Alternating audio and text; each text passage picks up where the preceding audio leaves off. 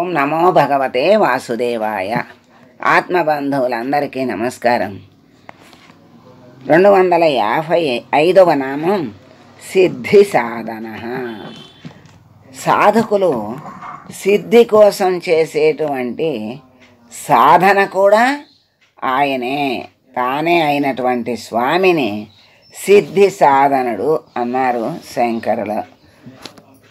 అంటే సిద్ధిని సిద్ధించటానికి కావలసిన సాధన స్వరూపం కూడా ఆయనే, సిద్ధినిచ్చేది ఆయనే, మళ్ళీ ఆ సిద్ధికి సంకల్పము ఆయనే, సిద్ధినిచ్చేది ఆయనే, మళ్ళీ ఆ సిద్ధి కలగటానికి సాధనలు ఉంటాయి కదా.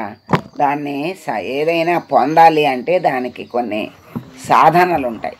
ఆ సాధనల్ని సాధిస్తే కానీ మనకి అవి సిద్ధించవు. ఆ సాధన స్వరూపము కూడా పరమాత్మే. ఎంత దయామయుడు కాకపోతే అన్నీ తానే అయ్యి ఎవరికి ఎప్పుడు ఏ స్వరూపంగా అనుగ్రహించాలో ఆ స్వరూపంగా ఆయన అనుగ్రహిస్తున్నాడు. బలం ఆయనే, తేజస్సు ఆయనే, ప్రేరణ ఆయనే, అన్నీ ఆ పరమాత్మే. అటువంటి పవిత్రమైనటువంటి పరమాత్మని, ఆ పవిత్రమైన భక్తిని సాధించటానికి చేసేటువంటి సాధన కూడా స్వామి. భక్తి కలగాలి అంటే ఆ భక్తికి ప్రతి దానికి ఏది పొందాలన్నా దానికి అనేక సాధనలు ఉంటాయి.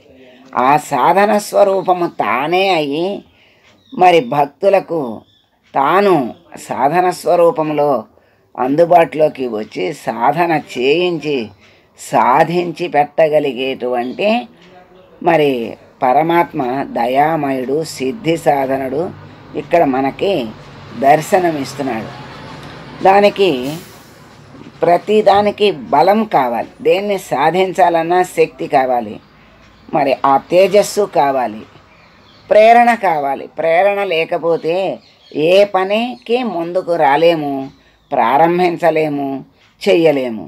ఆ ప్రేరణ కూడా పరమాత్మే లోపల కలిగించనివ్వండి, లేకపోతే వేరే వాళ్ళ ద్వారా కలిగించనివ్వండి. అలా ప్రేరణ కలిగించి ఆ బలాన్ని ఇచ్చి ఆ తేజస్సుని ప్రసాదించి ఆ సాధనని ఇచ్చి అందించి సిద్ధింపజేసేటువంటి దయామయుడు సిద్ధి సాధనుడు అని శంకరుల వారు అభిప్రాయం. అందువల్ల ఆయనని సిద్ధి సాధనుడు అన్నారు. విశిష్టాద్వైత ద్వైత వ్యాఖ్యాతలు కూడా శంకరుల వారి వ్యాఖ్యనే అనుసరించారు. తత్వజ్ఞులు స్వామిని ఓం సిద్ధి సాధనాయ నమః అని కొలుస్తున్నారు. ఒక సిద్ధిని పొందాలి అంటే, మరి ఒక పరమసిద్ధిని పొందాలి అంటే సిద్ధులు కూడా అనేక మధ్యలో లభిస్తూ ఉంటాయి. వాటిని అష్టసిద్ధులు అని కూడా అంటారు, అష్టసిద్ధులు అంటారు. ఈ అష్టసిద్ధులను దాటినది మహాసిద్ధి, గొప్ప సిద్ధి. ఆ సిద్ధి రావాలి అంటే మధ్యలో ఈ అష్టసిద్ధులు వస్తూ ఉంటాయి. వాటికి ఆ తాయిలాలకి మరి బందీ అయిపోయి అక్కడ ఆగిపోయిన వాడు అక్కడే ఉంటాడు.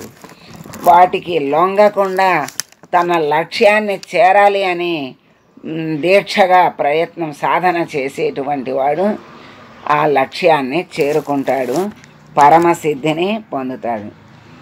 ఈ అష్టసిద్ధులు అంటే అణిమ అంటే అణురూపంగా చిన్న రూపాన్ని ధరించగలగటం. చిన్న అవసరాన్ని బట్టి ఏ రూపాన్ని పొందాలంటే ఆ రూపాన్ని పొందగలిగేటువంటి సిద్ధులు ఉన్నాయి. చిన్న స్వరూపాన్ని పొందటం అణిమ. మహిమ అంటే విశ్వరూపంలాగా పెద్ద రూపాన్ని పొందటం మహిమ. గరిమ అంటే బ్రహ్మాండం కంటే కూడా బరువుగా తయారవటం, అంటే బరువుగా అవటం గరిమ అంటే. లఘిమ అంటే దూదిలాగా తేలికైపోవడం. ప్రాప్తి అంటే ఏ వస్తువు మనకి కావాలి అనుకుంటే ఆ వస్తువుని పొందటం, లభింపజేసుకోవటం. ప్రాకామ్యము అంటే ఆకాశ సంచారం.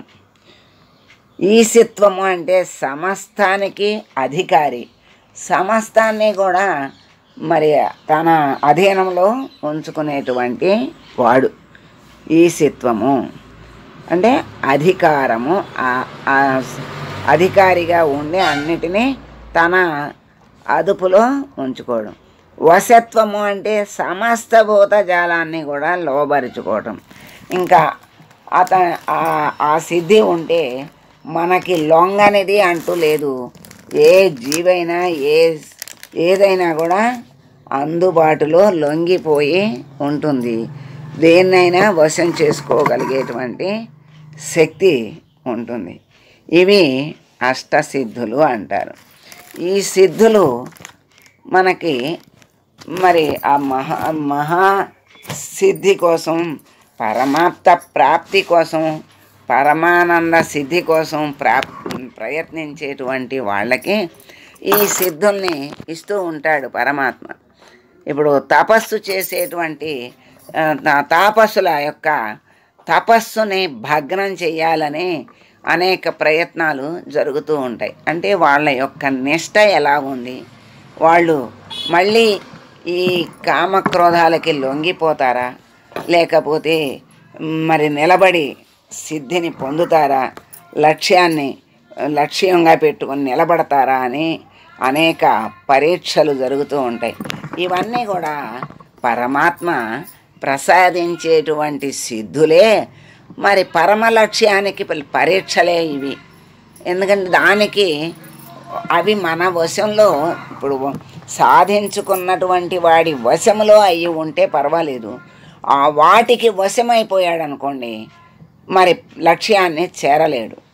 ఏదైనా వాడి వశంలో ఉంటే ఎప్పుడు ఎలా కావాలంటే అలా మరి సత్కార్యాలకి, ధర్మాచరణకి, లోకక్షేమం కోసం ఉపయోగిస్తే ఏమీ నష్టం ఉండదు, దానికి ఇంకా ప్రతిఫలం ఉంటుంది. కానీ వాటికి లొంగిపోయి స్వార్థానికి మరి అదే గొప్పగా అహంకారంతో ఆ సిద్ధులు వచ్చినాయి అని అహంకారంతో ప్రవర్తిస్తే వాడు కిందకే వెళ్తాడు తప్పితే లక్ష్యాన్ని చేరలేడు. అటువంటి ఈ సిద్ధి సాధన అంటే సిద్ధిని సాధించాలి అంటే సాధనలు కావాలి. అనేక సాధనలు కూడా పరమాత్మే కల్పిస్తాడు. ఇప్పుడు ఒక పని చేయాలనుకోండి, నలుగురు ఉంటే నలుగురికి 4 ఆలోచనల్ని ఇస్తాడు. ఆ 4 ఆలోచనలని సమావేశంలో బయటపెట్టి ఏది శ్రేష్టం అనుకుంటే అది, లేకపోతే ఒకదాని తర్వాత ఒకటి అనుసరించవచ్చు అనుకుంటే అలా ఆ విధంగా అనుసరింపజేస్తాడు. ఆ ఆలోచనలు ఆయనే, మరి ఆ ప్రేరణ ఆయనే, ఉత్సాహము ఆయనే, తర్వాత సిద్ధులు ఆయనే, సాధనలు ఆయనే. అటువంటి సాధనలు కూడా ఆయనే కల్పిస్తున్నాడు. సాధన ఏదైనా సరే ముఖ్యమైన సాధన ఏది అంటే శ్రద్ధ.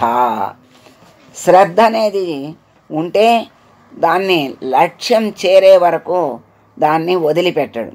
శ్రద్ధ అనేది లేకపోతే మధ్యలో ఏదో ఆరంభ సూరత్వంలాగా మధ్యలో వదిలేశాడు అనుకోండి, వాడు ఎప్పటికీ చేరలేడు.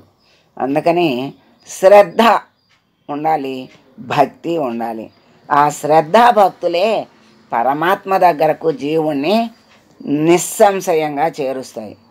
అలా వాళ్ళ యొక్క కోరికల యందు పనిచేసేటువంటి ఆ కోరిక తీర్చుకోవాలన్నా కూడా ఒక ఆలోచన, ఒక పద్ధతి, మరి ఒక సాధన అన్నీ ఉంటాయి.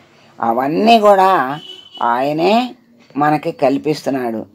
మంచి కోరికల యందు ఆసక్తి కలిగిస్తాడు పరమాత్మ అనుగ్రహం ఉంటే. అంటే అనుగ్రహం ఉండాలి అంటే ఏం చేయాలి? ఒక్కటే చేయాలి, మనమే పరమాత్మ వైపు తిరగాలి, అర్థించాలి. అప్పుడు చెడు అనేది లేదు. చెడు అనేది జరగనివ్వడు, చెయ్యనివ్వడు పరమాత్మ. మంచి వాటి యందు ఆసక్తి కలిగిస్తాడు. దాన్నే పరమాత్మ యందు మనసు మళ్ళిస్తాడు. దాన్నే భక్తి అంటారు.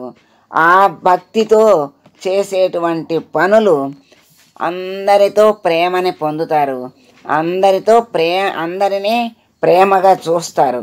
అదే ఆ విశ్వ ప్రేమ, అదే మోక్షం, అదే సర్వ ఆనందం, పరమానందాన్ని కలిగించేటువంటి ఆ స్థితే మోక్ష స్థితి. అంటే బంధాలు లేని స్థితి. కోరికలు, అహంకారము, నాది నేను, అహంకార మమకారాలను చోటు లేని ఆనందం ఏదైతే ఉందో అదే పరమానందం, అదే మోక్షస్థితి.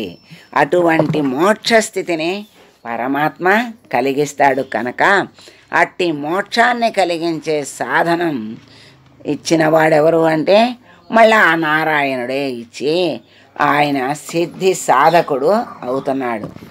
అట్లా సిద్ధి సాధన అనే నామంతో పిలువబడేటువంటి ఆ స్వామిని మనం వేడుకుంటూ, స్వామి మంచి సంకల్పాలను, ఆ సంకల్పాలకు మరి సానుకూలం చేసుకునేటువంటి ప్రేరణ, శక్తి, బలం అన్నిటినీ ఇచ్చి నీ యందు మాకు భక్తి వెనక్కి తిరగకుండా నీ యందే మనసు నిలిపి ఉంచేలా మమ్మల్ని అనుగ్రహించు తండ్రి అని వేడుకుంటూ, దానికి తగిన సాధనలను నీవే అనుగ్రహించు.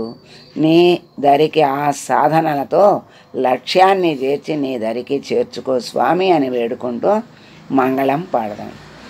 మంగళం కౌసలేంద్రాయ మహనీయ గుణాత్మనే సర్వలోక శరణ్యాయ సాధురూపాయ మంగళం.